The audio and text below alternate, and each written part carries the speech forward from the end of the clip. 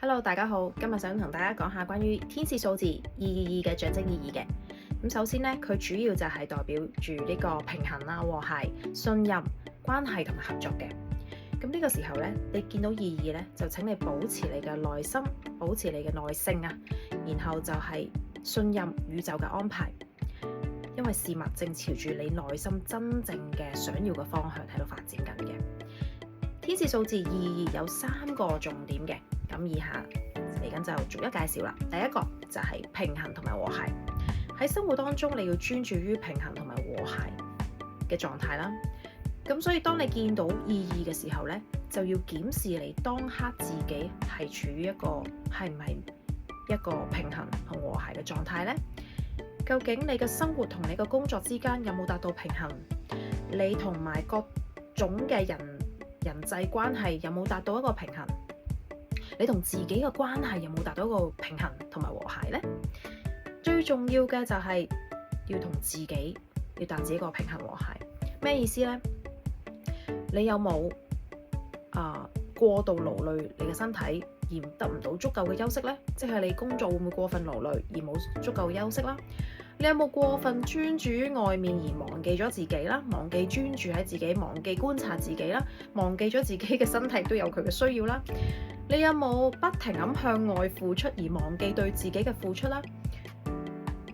有冇靜下心落嚟，俾自己一個獨處嘅時間，俾時間自己去恢復、去休息、去同自己相處呢？呢啲都係一啲提醒。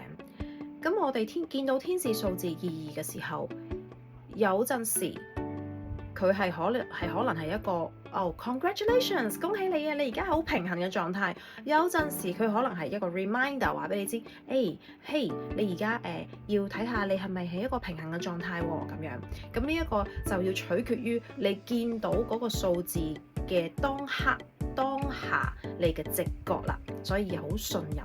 而家就帶落第二點咯，你要信任你嘅當下啦，相信你而家所在嘅位置，保持你嘅耐性，依然係耐性，繼續去傾聽你內心嘅聲音同埋個靈性指引啦。相信你內在一個智慧，一切都係最適合嘅狀態，最適合嘅安排，讓一切都自然而然咁樣發生。呢一個就係一個信任。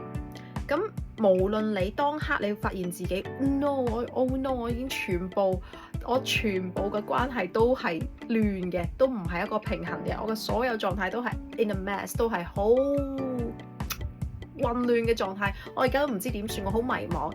即使係咁樣，都請你信任呢個係最好嘅安排，因為你而家種種嘅經歷都係為咗去體驗。咁如果你係喺迷茫當中，如果你喺一個唔平衡嘅當中，我恭喜你，我亦都會同樣恭喜你，因為正正就係你體驗過咩叫做不平衡，體驗過咩叫做不和諧，你將會好快就會體驗到咩叫做平衡，咩叫和諧。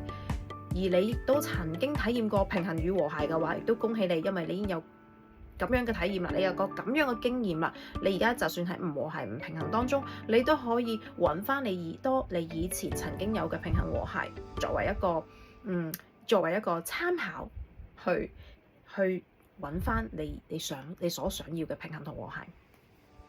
好，咁啊，第3點咧就係關係同埋合作啦。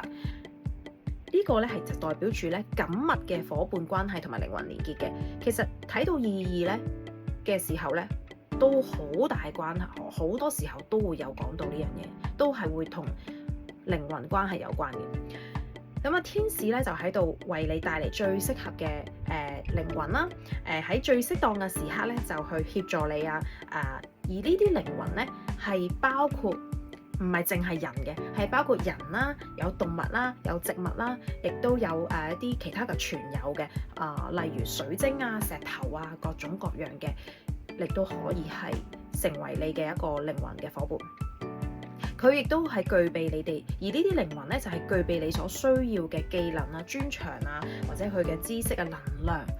而無論係邊一個出現都好，都係你靈魂深處所祈求嘅一個回應嚟嘅，係回應俾宇宙俾翻個回應你，帶咗呢個咁樣嘅靈魂俾你嘅。